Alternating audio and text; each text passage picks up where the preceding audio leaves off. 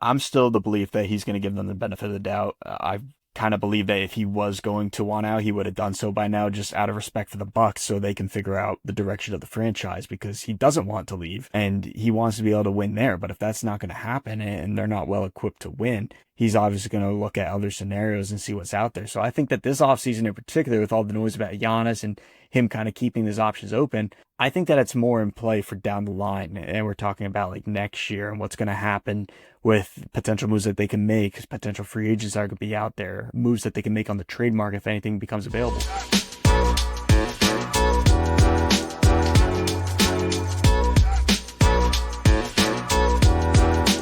A lot of rumors about his future with the Bucks. Can you kind of lay out just an overview of what is going to happen in terms of a timeline with him resigning with the Bucks? Is it up for a discussion, up in question in terms of whether he'll stay in Milwaukee, or do you think he'll remain loyal to the team that drafted him? Well, he is still under contract. He's not a free agent at all, so it's not like that there's teams pursuing him or anything. It's just one of these situations where you have a star player in a situation that isn't necessarily one that is most equipped to compete for championships. And that's what Giannis wants. That's what he's talked about multiple times, is wanting to win again with Milwaukee. And they've gone out and they have been aggressive. They went out and got Damian Lillard. They went out and traded Chris Middleton for Kyle Kuzma to try to make moves around Giannis to surround him with capable talents to win in the East.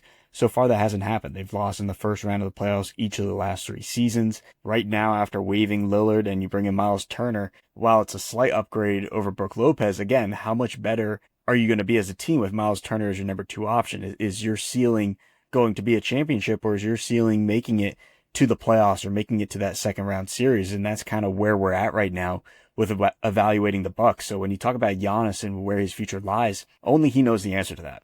His circle is very tight on the situation once he's back from Eurobasket overseas and he's in the gym with the Bucks. Once training camp starts, obviously he gets to see what this team looks like. But up until then, I mean, it's just really hard to say, yes, he's leaving or yes, he's staying. One more question on this. Giannis seems to be very frank and very honest in a lot of his interviews. Do you see some of that frustration kind of oozing out if the Bucks struggle in the early part of the season, you think? Yes and no. I'm still the belief that he's going to give them the benefit of the doubt. I kind of believe that if he was going to want out, he would have done so by now, just out of respect for the Bucks, so they can figure out the direction of the franchise because he doesn't want to leave and he wants to be able to win there. But if that's not going to happen and they're not well equipped to win, he's obviously going to look at other scenarios and see what's out there. So I think that this offseason in particular, with all the noise about Giannis and him kind of keeping his options open, I think that it's more in play for down the line. And we're talking about like next year and what's going to happen with potential moves that they can make, potential free agents that are going to be out there, moves that they can make on the trade market if anything becomes available. Because the Bucks don't have really any draft assets to go out and trade right now. They don't have any valuable players that they can offer up to teams to go get a number 2 or a number 3 guy next to Giannis. So they're basically stuck with what they have. And I think that Giannis is going to kind of see this through, see what the team looks like, see what they still need, and give them kind of like a year to solve that issue and figure out, okay, is there any moves that we can make with some of our picks down the line opening up, with some of our young talents getting more opportunity? Does their value increase and we can maybe move them? So that's kind of where I'm at with Giannis. I don't necessarily think that he's going to come back from Europe and all of a sudden be like, okay, I'm asking out and we're going to have this grand sweepstakes before training camp. And I don't really think he's the type of player either to request out in the middle of the season. He's not one to give up on anything. He wants to see it through. And when it comes time for the off season in 2026, I think that's when we're going to be having these real conversations. No, that makes sense. I want to shift towards the Celtics. The transaction is complete for Bill, I believe it's Chris Holm, to be the new owner of that team. What do you think his approach is going to be? Just early, I know it's really early, but do you have any impressions in terms of his tenure with the Celtics? I think it's going to be pretty much the same as what it's been with Wyc Grousbeck, in the sense that they're going to be contending for championships. He made that very clear. Grousbeck is staying on with the Celtics. He's going to be the team CEO, I believe, or co-CEO or whatever.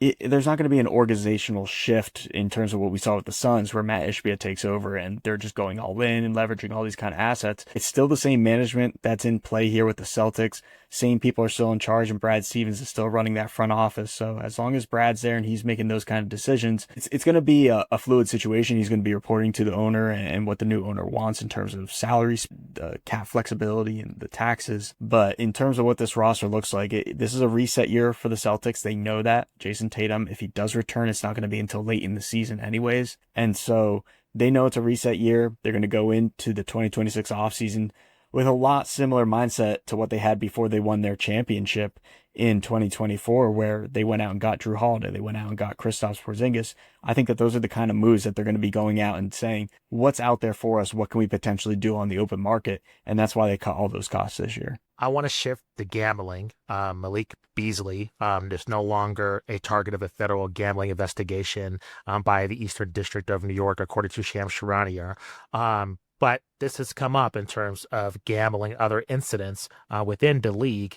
And I just find it peculiar that the NBA has not been necessarily aggressive in terms of a league-wide stance in terms of gambling. It seems like Adam Silver seems very bullish in terms of just the potential of gambling and the popularity of the NBA. Do you think if another incident like this transpires again, or there's something similar, that the league will take more action towards gambling? Because I feel like this is becoming more of a problem. But yet, I just think the NBA is kind of taking it by a case-by-case basis instead of really dropping the hammer down on really the entire league in regards to gambling. Well, it really is an open-ended question because there's so much that goes into it where Sure. it's still early on in terms of the NBA partnering with these gambling firms and whatever, the sports books. So they're still learning about it. They've even sent stuff to the sports books and these companies saying that they want to tighten some of the restrictions on certain bets that can be made. I know that there's been talks of like some of these certain prop bets that are made, of putting restrictions on them and not being able to bet on certain things to try to cut down on the collusion and players talking with some of these professional bettors out there that are making thousands of dollars. And it turns out that it was all just a scam and an inside job. So obviously they take it very seriously. And any time that there's going to be a player brought up in a gambling situation or there's even an inkling of it, they're going to investigate it. It's going to be brought in from a federal level like it was with Malik Beasley, like it is with Terry Rozier. And even Rozier's is still an ongoing case. So there hasn't been any answer as to if he is guilty, if he's not guilty there. So that one's still open-ended. The Malik Beasley one, though, is the door is shut on that. He's cleared, no wrongdoing in terms of any gambling violations. So he is a free agent now. He lost some money simply because of all this time that went by, and he was lined up to get that 3-year deal in the $40 million range from the Pistons. Now that money's not there anymore. So will he stay with the Pistons, who have kept that roster spot open for him, or will he go somewhere else that potentially still has some more money, maybe the full mid-level exception to offer him, or maybe he wants to just go to a better team in terms of contending for a championship, and maybe he's willing to take a 1-year minimum deal to do so. Maybe a team like the New York Knicks, who have been pursuing Beasley for years and have had interest in him, maybe they go after him on a minimum contract. So his opportunities are there around the league. There's certainly teams interested. It's just a matter of how much money he's willing to sacrifice at this point and what his deal is going to look like. What is your feeling around the players in the league in regards to gambling? I just heard of college athletes being harassed by fans. Now that's part of it. Fans are irrational creatures, but now you add the gambling side of this. It just seems like some athletes are not really cool with the implementation of gambling lately. Have you heard player frustration regarding that? Just curious. Yes and no. Some guys are more sensitive than others, so that's just kind of how it works in this league. It's drama filled, and I like to say it's kind of like a giant lunchroom, and you know which tables are talk about what. So that's kind of how players and teams talk in the league. A little behind the scenes look there, but Adam Silver has talked about multiple times out in summer league. He talked to a small group of reporters of us that were out there.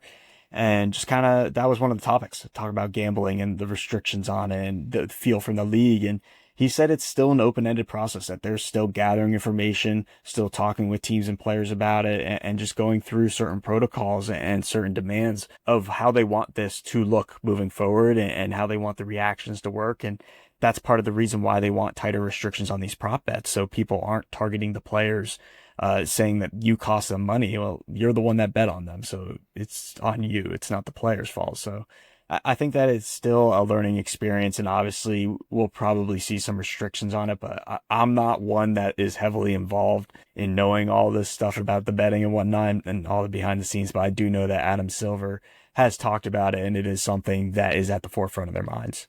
You mentioned Adam Silver, and he was at Summer League.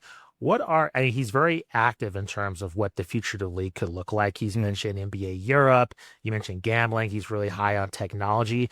What do you think is like if you could put like a percentage on it, is one of the initiatives that he's going to be aggressive now that the TV deal is done? Now that and again, we talked about the gambling earlier. Are there other things that he's really focused on in terms of the future of the NBA, the best to your predictions, in your opinion? Well, right now it's 100% expansion, and that's at the forefront of their minds. The NBA Europe League, spearheaded by Mark Tatum, who's the deputy commissioner over in Europe. He's talking with the ambassadors over there and getting teams to kind of sign on, if you will, and some cities to sign on of forming a league over there. I know that that's certainly at the forefront of the league office talks right now. And obviously everybody wants to know, well, what about domestic expansion? What about a team in Seattle? What about a team, maybe bring back Vancouver, Las Vegas? What's up there? The best answer I can give you is that Las Vegas is 100% going to be getting a team when expansion happens. It's just kind of a given at this point. Adam Silver has said multiple times that it's a second home for the NBA, and he already feels like that they already have a team out there because of all the events that they have throughout the years. You have NBA Cup there now. NBA Summer League is this huge spectacle that has turned into much more than just the games being played out there. You have the USA national team is out there and whatnot. So there's a lot of opportunity, a bit growing sports town out there, especially with some of the teams and leagues that have expanded out there. So I would expect Las Vegas to get a team, and obviously Seattle has been the other one at the forefront of talks of getting the SuperSonics back. Yeah. They have a new arena up there. The fans want a team back. And it just seems like a given, and it makes a lot of sense to add two West teams. You move the Memphis Grizzlies, maybe the Minnesota Timberwolves over to the East to cut down on some travel there. So that's kind of where we're at with what's next on the docket. But I wouldn't expect a league expansion announcement probably until maybe the end of 2027, 2028. Wow. That'll be here before we know it, but it's a little ways off still. I want to focus on the NBA schedule has just been released. This year is a little bit of a anomaly because we have, the return of NBC, Amazon, just a lot of new players within the NBA media space. What is the response to fans in terms of following you on social media regarding this schedule? Change is difficult for a lot of people. So it's a lot of change coming up this season. Just curious, are they excited in terms of just the product being on different networks, or is there frustration in terms of, a whole new schedule of watching all their favorite teams this season? You may have to ask him on social media yourself about that one. I can't talk for all the fans of what they are interested in and whatnot, but obviously with the whole streaming stuff, I mean, we've seen multiple leagues now go over to streaming. The NFL has had their streaming stuff for a while. The MLB has gotten into streaming, and Amazon's been a big player for all these leagues throughout the years, and they're getting involved in this new media deal with the NBA. Obviously, NBC is involved, and they have their streaming platform. So I think that it just brings a different voice and a more unique atmosphere for the NBA media landscape, where you have more than just the TNT show at night. You're now going to have Amazon. You're now going to have NBC, and you're bringing in these former players that everybody watched over the last 2 decades or so. So I think that it's going to be refreshing. And obviously, like you said, people don't like change, but after a few weeks, I'm sure this will be the new normal, and we won't even think about what it was. What are your impressions of the schedule in terms of scheduling marquee matchups? Do you think the league has done a good job of capitalizing what happened last season and highlighting that this season? I know that it's been kind of a mixed bag in years past in terms of just the league capitalizing on new rivalries that have been made previously and continuing to promote those. Do you think the league has done that this year with the schedule? Well, it's a money game, and we all know that. Like Christmas games, shouldn't expect anything different from what these games were. We know that the Lakers are going to be there. We know that the Warriors are going to be there. Same thing with opening night. Same thing with the NBA Cup. Like some of these matchups are just kind of a given of what we're going to see. And that's what the league wants to highlight. They want to capitalize on Stephen Curry, LeBron James, Kevin Durant, these guys at the end of the line in their careers. And they're all going to be first ballot Hall of Famers. So they're just going to keep showing them on national TV as much as possible. And that's why the Lakers and the Warriors are tied for some of the most nationally televised games this year, along with the Knicks and the Thunder. Thunder, Yeah. reigning champions, makes sense. And the New York Knicks, the biggest market that there is in New York and their fan base. So it makes a lot of sense. I don't have really anything to complain about because at the end of the day, unlike other leagues, all these teams play each other throughout the year. So it's not like we're missing out on a certain matchup. At some point, everybody's going to play each other. If there's anything to, I guess, say nitpick, I guess it would be Rivals Week because there's just some games that don't make sense as rivalries. Maybe the NBA is trying to create new rivalries or whatever. But yeah, I mean, we know what matchups to expect. We know what are the rivalries around the league. And fans, it's just about getting those dates so they can circle them. No, makes sense.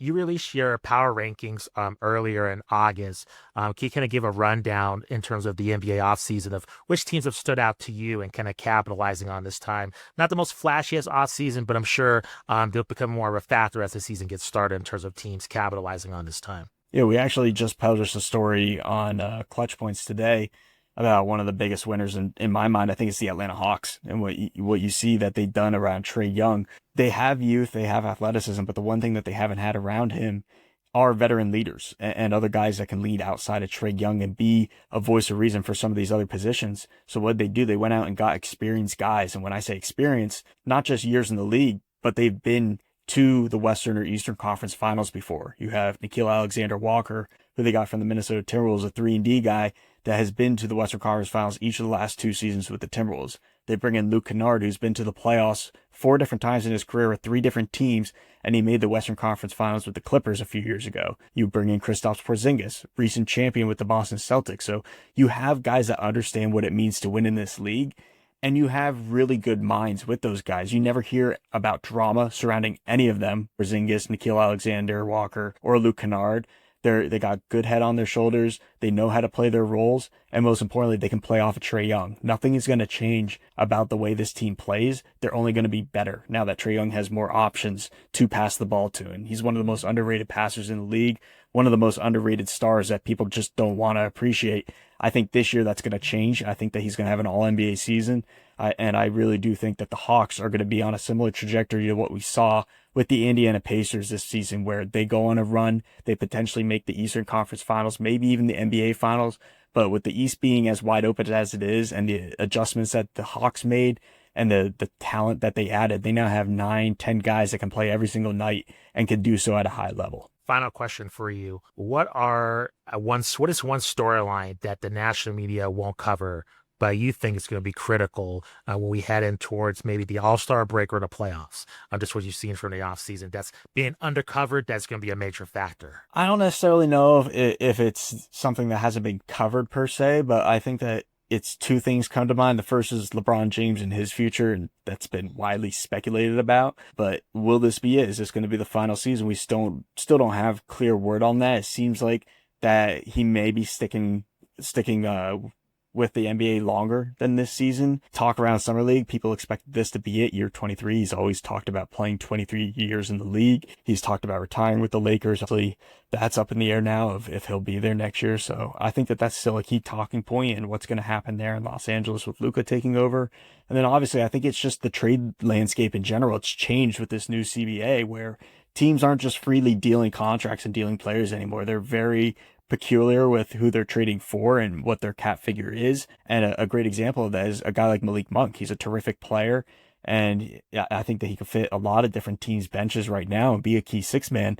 But the fact is he's under contract for 3 more years on what the league views in quotes now as a dead contract or a bad contract, even though it's really not that bad compared to what we've seen in years past. So that's what's changed with this new CBA. Obviously, will we see big moves before training camp? Will we see big moves before the trade deadline? It does seem like that we're going to be waiting a little bit on some of these moves, and teams are going to see, hey, what do we have entering the year? How do we look entering the NBA Cup? Can we contend for that? And does that change their philosophy? So we'll maybe see some trades at the start of December, but I really don't think that we're going to see anything drastic change in terms of rosters until January and February. Brett, thank you very much for the time. I know you're a busy guy. Truly appreciate it. Let our audience know where you can find you on social media, where they can catch your work on ClutchPoints and anywhere else, anything that you want our audience to be aware of as well. Yeah, you can follow our work on ClutchPoints.com. We got reporters in almost every single arena this year for the NBA season. So any team that you're interested in, any team that you're a fan of, we have beat writers there. And obviously,